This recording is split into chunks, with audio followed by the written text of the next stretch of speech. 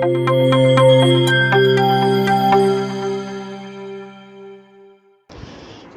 sclerenchymatous fibers seen in association with xylem.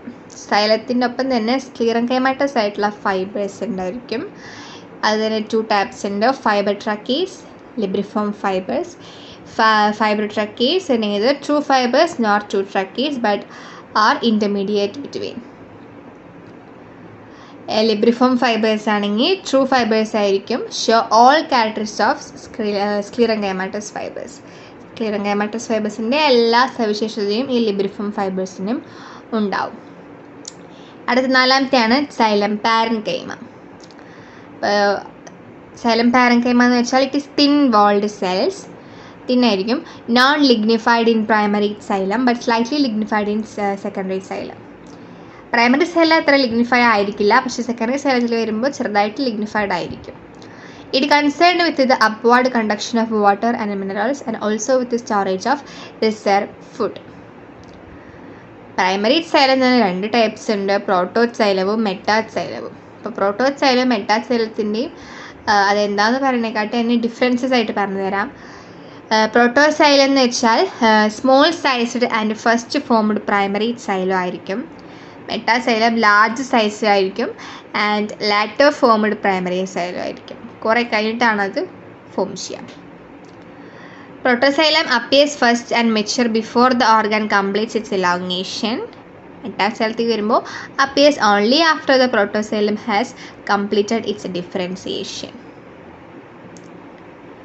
ഡിഫറൻസിയേഷന് ശേഷമാണ് അത് appear ആവുള്ളൂ. ഇവിടെയാണെങ്കിൽ മുന്നേ തന്നെ അത് നമുക്ക് കാണാനായിട്ട് സാധിക്കും പ്രോട്ടോസൈലം. പിന്നെ പ്രോട്ടോസൈലത്തിലാണെങ്കിൽ tracheids and vessels commonly have annular or spiral thickenings. Annular spiral thickening ആയിരിക്കും പ്രോട്ടോസൈലത്തിൽ ഉണ്ടാവുക. മെറ്റാസൈലത്തിലേക്ക് വരുമ്പോൾ അത് സ്ക്ലാരിഫോം ആയിരിക്കാം, റെട്ടിക്കുലേറ്റ് ആയിരിക്കാം, ഓർ പിറ്റഡ് ആയിരിക്കാം. Protoxylem tracheary elements are usually narrow ആയിട്ടായിരിക്കും. മെറ്റാസൈലത്തിലേക്ക് വരുമ്പോൾ അത് കോംപ്ലക്സും വൈഡും ആയിരിക്കും. പ്രോട്ടോസൈലത്തിൽ has more parenchyma and less tracheary elements. കുറേ പാരൻകൈമയും കുറച്ച് ട്രക്കിയറി എലമെൻറ്റ്സ് മാത്രമേ ഉണ്ടാവുള്ളൂ. മെറ്റാസൈലത്തിലാണെങ്കിൽ കുറച്ച് പാരൻകൈമേ തന്നെ ഉണ്ടായിരിക്കുള്ളൂ, പക്ഷെ കൂടുതൽ ട്രക്കിയറി എലമെൻറ്റ്സ് ഉണ്ടായിരിക്കും. പ്രോട്ടോസൈലത്തിൽ ടൈലോസിസ് ഇല്ല, മെറ്റാസൈലത്തിൽ ടൈലോസിസ് ഉണ്ട്. പ്രോട്ടോസൈലത്തിൽ get destroyed due to compression and സ്ട്രക്ചിങ്ങും കംപ്രഷനൊക്കെ കാരണം വേഗം തന്നെ അത് ഡിസ്ട്രോയ് ആവും. പക്ഷെ metaxylem does not get destroyed by compression and stretching. ഇത് സ്ട്രോങ് ആണ്, വൈഡും കോംപ്ലക്സ് ഒക്കെ ആണല്ലോ, അതുകൊണ്ട് തന്നെ അത് അധികം വേഗം ഡിസ്ട്രോയ് ആവില്ല. ഇനി ലാസ്റ്റ് നമ്മുടെ സൈലത്തിൻ്റെ ഫങ്ഷൻസും കൂടി പറയാം.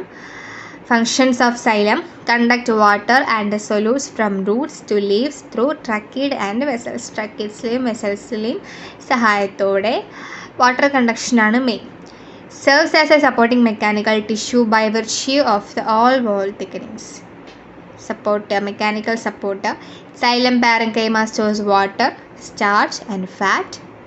Ray parenchyma brings about the radial conduction of water and solutes. But xylem is over. Next is phloem. Phloem, the chief food conducting tissue of vascular plants ആണ് phloem. phloemത്തിന് കുറച്ച് കമ്പോണൻസ് ഉണ്ട്. Sieve elements, companion cells, phloem parenchyma ഒക്കെയാണ്. അപ്പോൾ sieve elements തന്നെ sieve tube elements ഉണ്ട്, sieve cells ഉണ്ട്. Companion സെൽസിലോട്ട് വരുമ്പോൾ സ്മോളാണ് companion cells, thin വോൾഡാണ്, പാരൻകൈമാറ്റസ് സെൽസാണ്. അത് സീവ് ട്യൂബ് എലമെൻറ്റ്സിൻ്റെ ഒപ്പമാണ് ഈ കമ്പാനിയൻ സെൽസിനെ കാണാനായിട്ട് സാധിക്കുക, associated with sieve tube elements. ജിംനോസ്പേംസിലും ടെഡോഫൈറ്റ്സിലും ഇത് കാണാൻ സാധിക്കത്തില്ല, ആബ്സെൻ്റ് ആയിരിക്കും.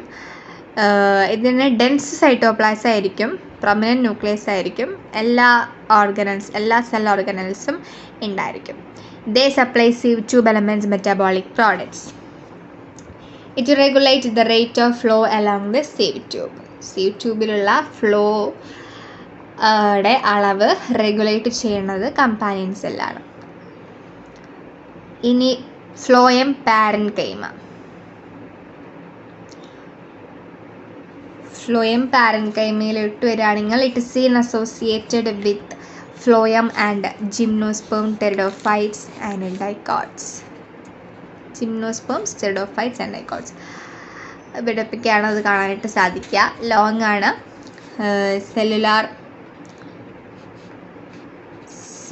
സെല്ലുലോസ് സെൽ വാൾ ആയിരിക്കും ഉണ്ടാവുക. There are 2 groups of parenchyma in secondary phloem, vertical and horizontal ആയിട്ട് ഉണ്ടാവും. പിന്നെ mainly concerned with the storage of organic food materials. It mainly concerns the storage of organic food materials, resins and tannins, and also with the translocation of stored food. ഇനി sieve tube, ഈ sieve elements തന്നെയാണ് ഈ sieve tube elements വരുന്നതെന്ന് പറഞ്ഞു. ഈ sieve tube elements found in angiosperms ആണ്. They are long, tubular and non nucleated cells ആയിരിക്കും. Protoplast is devoid of nucleus. Endoplasmic reticulum, mitochondria, പ്ലാസ്റ്റിഡ്സും ഓർഗനൽസ് ഒക്കെ ഉണ്ടായിരിക്കും. Each sieve tube elements contains fine cytoplasmic strands. Fine structure ആയിട്ടുള്ള cytoplasmic strands ഉണ്ടായിരിക്കും ഓരോ sieve tube എലമെൻറ്റ്സും. In dicot plant, sieve tube contain A viscous and proteinaceous substance called slime. In some non-functioning sieve tube cells, balloon-like structure grow out from parenchyma cells into lumen of sieve tube cells. They are called tylosoids.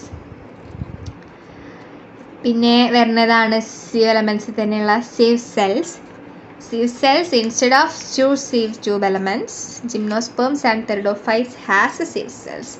ജിംനോസ്പേംസും ടെറിഡോഫൈറ്റ്സുമാണ് sieve tube എലമെൻറ്റ്സിനേക്കാൾ ഉപരി sieve cells കാണുന്ന സ്ഥലം. Correspond to the tracheids of xylem. സൈലത്തിലെ tracheids എങ്ങനെയാണോ അതിനായിട്ട് relate ആണ് നമ്മുടെ ഈ സീവ് സെൽസ്. ലോങ് ആയിരിക്കും, നാരോ ആണ്, ആൻഡ് സ്പിൻഡൽ ഷേപ്ഡ് സെൽസ് ആയിരിക്കും. Mainly concern with the translocation of sugars. Sieve സെൽസിൻ്റെ ഇതാണ് mainly concern with the translocation of sugars. ഇനി നമ്മൾ ഫ്ലോയത്തിൻ്റെ 4ാമത്തെ കമ്പോണൻ്റാണ് ഫ്ലോയം ഫൈബർ. ഫ്ലോയം ഫൈബർ ഇത് ഡെഡ് സെൽസ് ആണ്, ഡെഡ് ഫൈബേഴ്സ് ആണ്, നാരോ ആയിരിക്കും. Elongated sclerenchyma cells of the secondary phloem, absent in primary phloem. It absent in primary phloem. Narrow lumen ആയിരിക്കും, thick walls with simple pits ആയിരിക്കും. It gives mechanical support. 5ാമത്തെയാണ് transfer cells. Transfer cells it's a translocation of organic nutrients such as simple sugars, complex carbohydrates and amino acids. ഇതിനെല്ലാം translocation സഹായിക്കുന്ന cells ആണ് transfer cells. Phloem fibers provide mechanical support and elasticity. Storage of organic nutrients and other substances in phloem parenchyma. ഇതെല്ലാം നടത്തുന്നത് transfer സെൽസിലൂടെയാണ്. അപ്പോൾ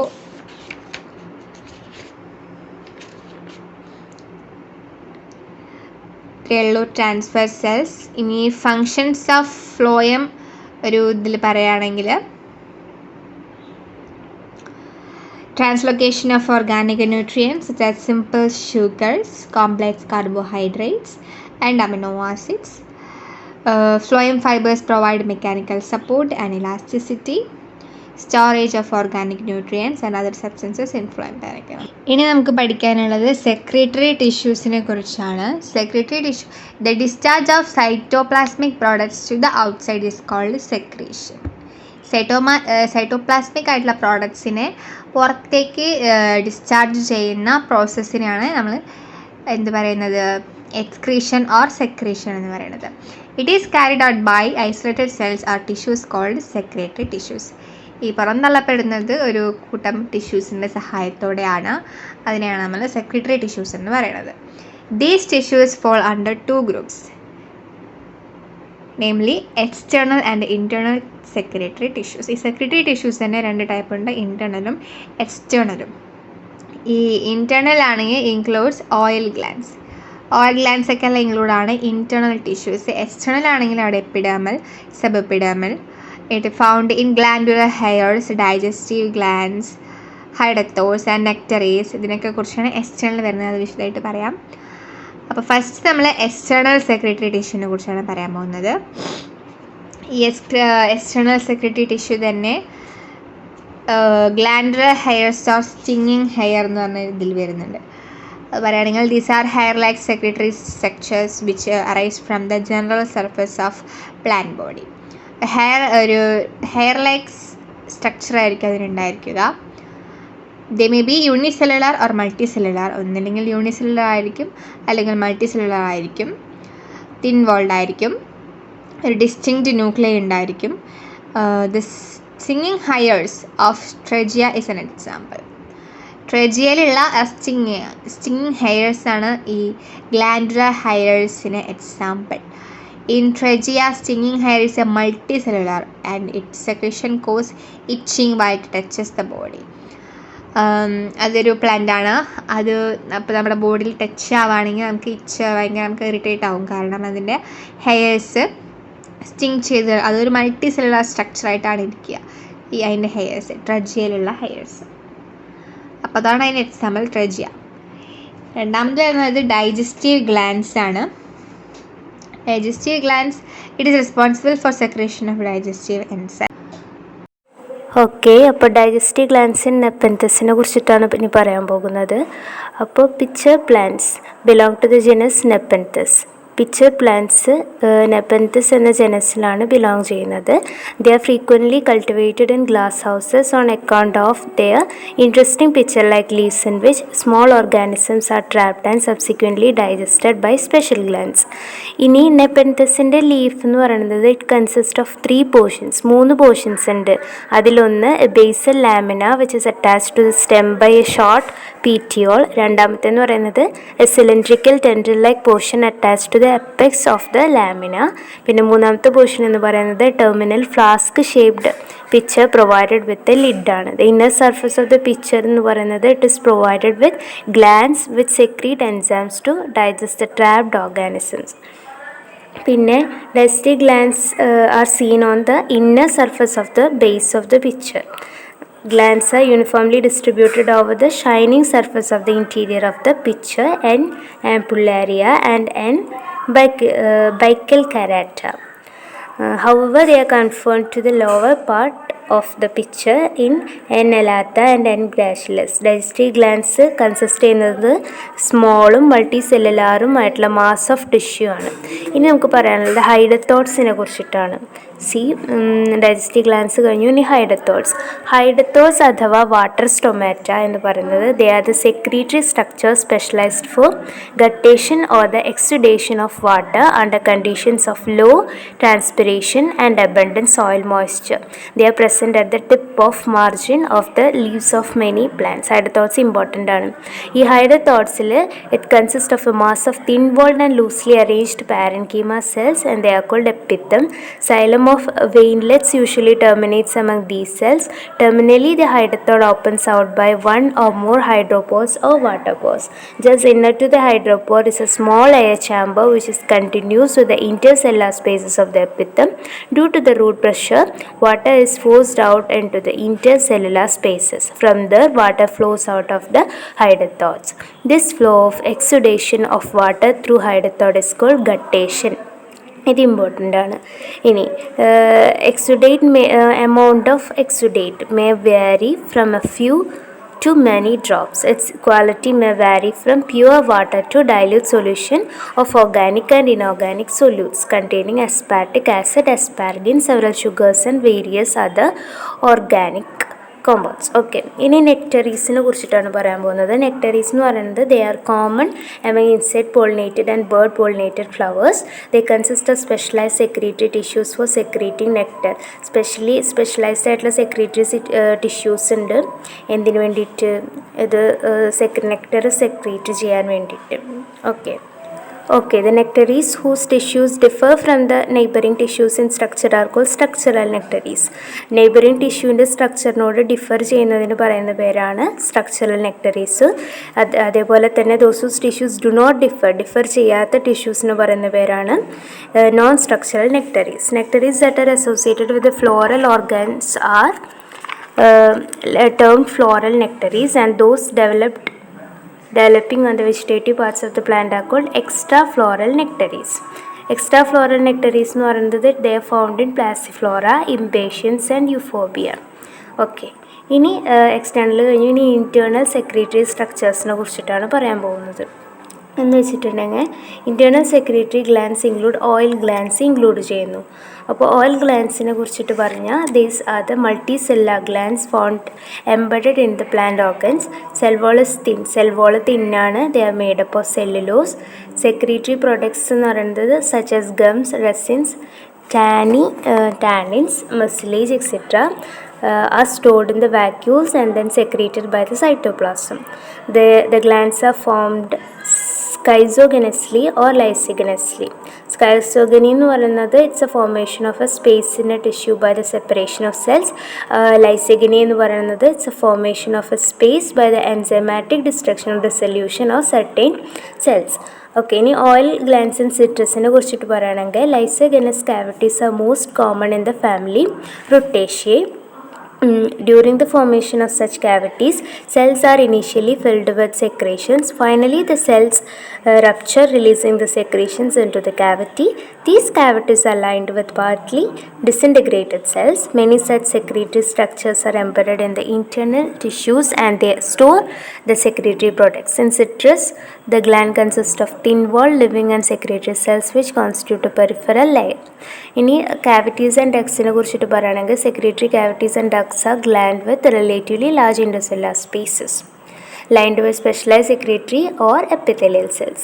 ഇനി സ്കൈസോഗനസും ലൈസോഗനസും development എന്ന് വെച്ചിട്ടുണ്ടെങ്കിൽ സ്കൈസോഗനി എന്ന് പറയുന്നത് it's A development of cavities and ducts by the separation of cells from each other along their middle lamella separate ചെയ്തിട്ട് it's ആ ഫോർമേഷനാണ് എന്ത് പറയുക ലെമല്ല ഫോർ ദ ഫോർമേഷൻ ഇൻ്റർസെല്ലാർ സ്പേസസിന് വേണ്ടിയിട്ട്. അതിനാണ് എന്ത് പറയുക സ്കൈസോഗനി എന്ന് പറയുന്നത്. ലൈസോഗനി എന്ന് പറയുന്നത് it's a formation of an intercellular space by the enzymatic disintegration. Okay, നമ്മളിപ്പോൾ നമ്മുടെ സെക്രട്ടറി ടിഷ്യൂവും കംപ്ലീറ്റ് ആക്കി. ഇനി വരുന്ന ലാസ്റ്റ് പാർട്ട് ലാക്റ്റിഫറസ് ടിഷ്യൂ ആണ്. ലാക്റ്റിഫറസ് tissue it is a type of elongated secretory cell found in leaves and stems of plants which produce latex. അതായത് milk produce ചെയ്യുന്ന ടിഷ്യൂസാണ് lactiferous tissues. And rubber and secondary metabolites. അതിൻ്റെ structure എന്തെന്ന് വെച്ചാൽ thin walled ആയിരിക്കും, greatly elongated ആയിരിക്കും, much branched structure ആയിരിക്കും which contain milky juice complex composition called latex. ഇതാണ് ലാക്റ്റിഫറസ് ടിഷ്യൂൻ്റെ സ്ട്രക്ചർ. അത് തന്നെ രണ്ട് ടൈപ്സ് ഉണ്ട്. ആർട്ടിക്കുലേറ്റഡ് ലാക്റ്റിഫേഴ്സ് ഉണ്ട്, നോൺ ആർട്ടിക്കുലേറ്റഡ് ലാക്റ്റിഫേഴ്സ് ഉണ്ട്. ആർട്ടിക്കുലേറ്റഡ് ലാക്റ്റിഫേഴ്സ് എന്തെന്ന് വെച്ചാൽ it is composed of series of cells joined together. Fusion of wall of many cells, കുറേ സെൽസ് കൂടി ചേർന്നൊരു വാളായിട്ട് ഫോം ചെയ്തിട്ടുണ്ടാവും. Dislocation of septa, is living and possess lateral branches. Lateral branches form ചെയ്തിട്ടുണ്ടായിരിക്കും. Also called latex vessels എന്നും ഈ articulated ലാക്റ്റിഫേഴ്സിനെ പറയാറുണ്ട് ലാറ്റക്സ് വെസൽ എന്നും. എക്സാമ്പിൾ കാക്ടേസിയെ, മിസേസിയെ ആ ഫാമിലിയിലൊക്കെ ആണ് ഇത് കൂടുതലായിട്ട് കാണാനായിട്ട് സാധിക്കുക. ഇപ്പോൾ നോൺ ആർട്ടിക്കുലേറ്റഡ് ലാക്റ്റിഫേഴ്സിലേക്ക് വരികയാണെങ്കിൽ it is similar in shape of vessel. വെസൽസിൻ്റെ അതേ ഷേപ്പിനെ ആയിരിക്കും ഈ നോൺ ആർട്ടിക്കുലേറ്റഡ് ലാക്റ്റിഫേഴ്സിന് ഉണ്ടായിരിക്കുക. ഇലങ്ങേറ്റഡ് ആയിരിക്കും, ബ്രാഞ്ചഡ് ആയിരിക്കും. ബ്രാഞ്ചഡ് ഇൻഡിവിജ്വൽ സെല്ലായിരിക്കും, പക്ഷേ മൾട്ടി സെല്ലുലാർ ആയിരിക്കും, സീറോസിറ്റിക് ആയിരിക്കും. സീറോസിറ്റിക് എന്ന് വെച്ചാൽ ന്യൂമറസ് നോട്ട്സ് ഉണ്ടായിരിക്കും. എക്സാമ്പിൾ യുർട്ടിസേസിയെ, യുഫോബിയേസിയെ ആ ഫാമിലിയിലൊക്കെയാണ് ഈ നോൺ ആർട്ടിക്കുലേറ്റഡ് ലാക്റ്റിഫേഴ്സ് അഥവാ ലാറ്റക്സ് കാണാനായിട്ട് സാധിക്കുക. ഇനി മെയിനായിട്ട് ഫങ്ഷൻസ് ഓഫ് ലാക്റ്റിഫറസ് ടിഷ്യൂസ് എന്തെന്ന് ചോദിച്ചാൽ സ്റ്റോർസ് വാട്ടർ ഇൻ സെറോഫൈറ്റിക് പ്ലാന്റ്സ്. സെറോഫൈറ്റിക് ആയിട്ടുള്ള പ്ലാന്റ്സിൽ വാട്ടർ സ്റ്റോറേജ് ഉണ്ട്. ഫുഡ് റിസർവ് ആണ്, സ്റ്റോറേജ് ഓഫ് ഫുഡ് മെറ്റീരിയൽസ് ഉണ്ട്. പിന്നെ വരുന്ന ലാസ്റ്റ് ടോപ്പിക് നമ്മുടെ സിലബസിൽ വരുന്ന ലാസ്റ്റ് ടോപ്പിക്കാണ് വാസ്കുലർ ടിഷ്യൂ സിസ്റ്റം, അതായത് vascular ബണ്ടിൽസിൻ്റെ. Vascular tissue system, it is a specialization for the conduction of water and mineral nutrients and the translocation of organic food. It consists of phloem and xylem with or without fascicular cambium. It is seen in central stellar region of stems and roots. Central പാർട്സിലായിട്ടാണ് നമുക്ക് ഈ vascular bundles അഥവാ BBs കാണാനായിട്ട് സാധിക്കുക. In dicot stems and roots vascular bundles are arranged in circular rings. Dicot റൂട്ട്സിലും സ്റ്റെംസിലും circular രൂപത്തിലായിരിക്കും നമുക്ക് ഈ വാസ്കുലർ ബണ്ടിൽസിനെ കാണാനായിട്ട് സാധിക്കുക. മോണോക്കോട്സിൽ വരുമ്പോൾ അത് സ്കാറ്റേഡ് ആയിട്ട് അവിടെ ഇവിടെയൊക്കെ ആയിട്ട് സ്കാറ്റേഡ് ആയിട്ടായിരിക്കും നമുക്ക് കാണാനായിട്ട് സാധിക്കുക. അപ്പോൾ അങ്ങനെയാണ് നമ്മൾ ഇത് ഒരു വാസ്കുലർ ബണ്ടിൽ ഒരു ഇത് കണ്ടിട്ട് നമുക്കിത് മോണോക്കോട്ടാണോ ഡൈക്കോട്ടാണോ എന്ന് തിരിച്ചറിയാനുള്ളൊരു ഇതാണ്. ഡൈക്കോട്സിലായിരിക്കുമ്പോൾ അത് സർക്കുലർ ആയിട്ട് കാണും, മോണോക്കോട്സിലാണെങ്കിൽ സ്കാറ്റേഡ് ആയിട്ട് അവിടെ ഇവിടെയൊക്കെ ആയിട്ട് കാണും. ഇനി വാസ്കുലർ ബണ്ടിൽസ് തന്നെ കുറച്ച് ടൈപ്സ് ഉണ്ട്. റേഡിയൽ, കൺജോയിൻറ്റ്, ബൈകൊളാറ്ററൽ, കോൺസെൻട്രിക് എന്നൊക്കെ പറഞ്ഞിട്ട്. അല്ല റേഡിയൽ എന്ന് വെച്ചാൽ സൈലവും ഫ്ലോയും, ഇപ്പോൾ വാസ്കുലർ ബണ്ടിലിൽ സൈലവും ഫ്ലോയും same separated units in alternate radial.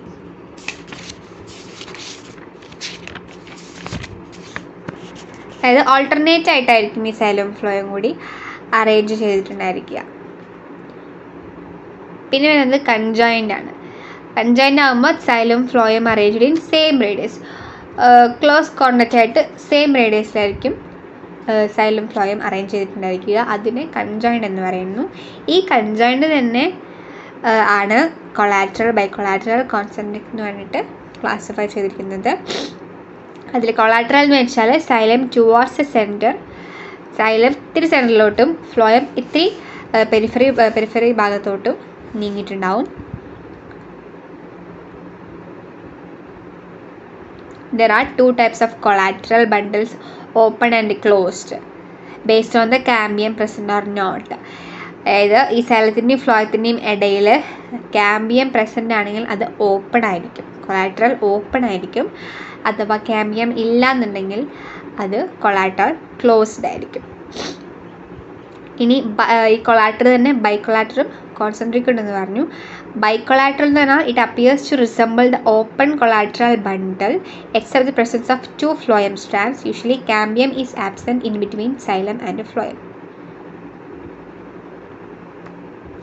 Concentric എന്ന് വെച്ചാൽ closed type of vascular bundles ആയിരിക്കും. In the former xylem surrounds the phloem, later phloem surrounds the xylem. First സമയത്ത് സൈലം ഫ്ലോയത്തിനെ സറൗണ്ട് ചെയ്തിട്ടിരിക്കും, പിന്നീട് ഫ്ലോയം സൈലത്തെ സറൗണ്ട് ചെയ്തിട്ടിരിക്കും. അപ്പോൾ ഇതാണ് ടൈപ്സ് ഓഫ് വാസ്കുലർ ബണ്ടിൽസ്. അപ്പോൾ നമ്മുടെ ആൻജിയോസ്പേം അനാട്ടമിയിലെ മൊഡ്യൂൾ ഫസ്റ്റിലെ നമ്മുടെ ടിഷ്യൂസും വാസ്കുലർ ബണ്ടിൽസും ഏറെക്കുറെ കവറായിട്ടുണ്ട്. ഇപ്പോൾ ടിഷ്യൂസിൽ വരികയാണെങ്കിൽ മെരിസ്റ്റമാറ്റിക് ടിഷ്യൂസിനെ കുറിച്ചും അതുപോലെ നമ്മുടെ പെർമനൻറ്റ് ടിഷ്യൂസിനെ കുറിച്ചും പിന്നെ classification based on origin, position അതൊക്കെ പഠിച്ചു. പിന്നെ ഓർഗനൈസേഷൻ ഓഫ് റൂട്ട് അപ്പറ്റ്സും അതിൻ്റെ ഡിഫറൻസിയേഷനും ഓർഗനൈസേഷൻ ഓഫ് സ്റ്റെം അപ്പറ്റ്സും ഡിഫറൻസിയേഷനും ആ തിയറീസ് എല്ലാം ഓക്കെയാണ്. പെർമനൻറ്റ് ടിഷ്യൂസിലേക്ക് വരുമ്പോൾ സിമ്പിൾ ടിഷ്യൂസിനെ കുറിച്ചും പഠിക്കുന്നുണ്ട്. പാരൻകൈമ, കോളൻകൈമ, സ്ക്ലെറൻകൈമ. കോംപ്ലക്സ് ടിഷ്യൂവിനെ കുറിച്ച് പഠിക്കുന്നുണ്ട്. Secretary tissues, lactiferous tissues, oil glands അത്. പിന്നെ വാസ്കുലർ ബണ്ടിൽസ് ആണെങ്കിൽ അത് types conjoint, collateral, bicollateral, concentric and radial.